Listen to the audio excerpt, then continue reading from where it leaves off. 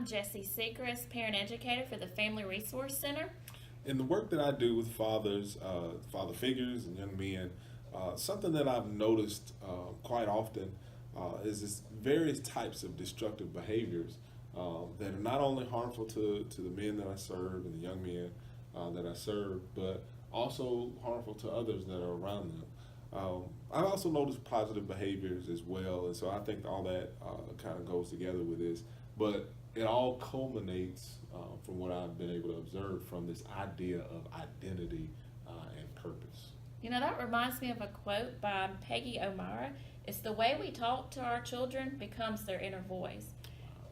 For instance, if a child's always hearing, I'm bad, I'm worthless, they'll tend to act on those things. In contrast, if a child hears that I have a big heart, I'm capable, I'm worthy, I'm smart, they will live out those things.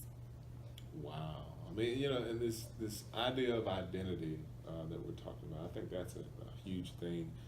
The words that we say to them kind of helps to build that identity. When we're talking about identity, the definition of that term is who a person is, right? The qualities that kind of make up their person, the beliefs that surround who they believe they are. Their fingerprint, even their uniqueness, right? There's things that kind of make us distinct and differentiate us. I believe that our purpose and our identity are very closely connected. If we understand how something is made or what something is, then we have some understanding and some clue into what it does, right? There's a quote that a wise man has said that I heard, we are the way we are because of why we are, all right? And so this image that we have on our screen here, have you seen one of these before, Jesse? Yeah, like in the shoe store. Yeah. It's called a branding device. Now, if you look at the device, you can see it's got numbers on it. It tells you to put your right heel here or left heel on the other end here. And that begins to give us some kind of understanding. We know it looks like a measuring device, right? The name doesn't really tell us everything, but if I look up where this name, whose name this is, right? I understand that it was made by a gentleman whose last name was Brannick. He was born into a shoemaking family, right? His father was a shoemaker. Now we understand a little more. Maybe this is to measure feet or something, right? But if the more you look into the history, you understand more about the device and how it, came into being.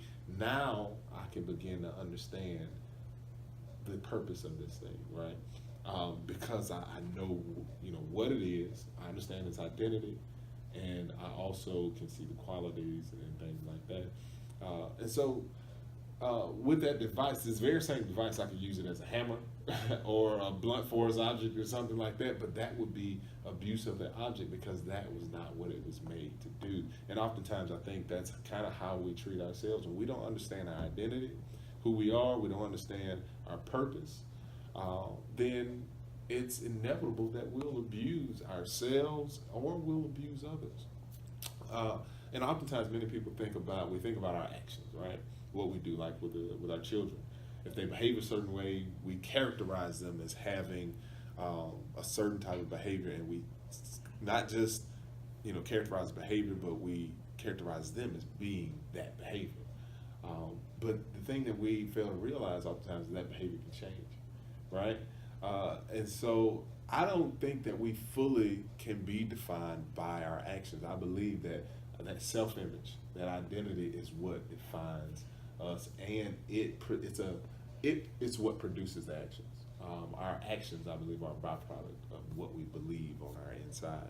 And so the key, I think, to our identity, right, is this idea of being. You've got to believe to the point of knowing, that you are a certain, type of person, or you are smart, or intelligent, or you have a big heart, right? Compassionate person, or what have you.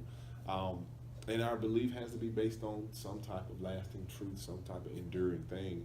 But our appearance, our presentation, everything that we put out into the world, I believe is a reflection of who we are on the inside. If we allow ourselves to be defined by external things, or things that we do, or temporary things, then I think we do ourselves a disservice. And I believe we should be allowing ourselves to be defined from the inside out. And this is not easy work. This is not something that is easy. This is not something that's just kind of a thing you do in 15 minutes or something. It's a process. Something that takes a little bit of time. What would be a question that you would leave everybody with here today? What is your identity? I think that's certainly a good question that I think we all got to ask ourselves. What is your identity? If you like, please, leave some of your answers, some of your thoughts in the comments of the video here, and we'll do our best to get back with you and converse and interact with you guys on Facebook here. But we appreciate you watching.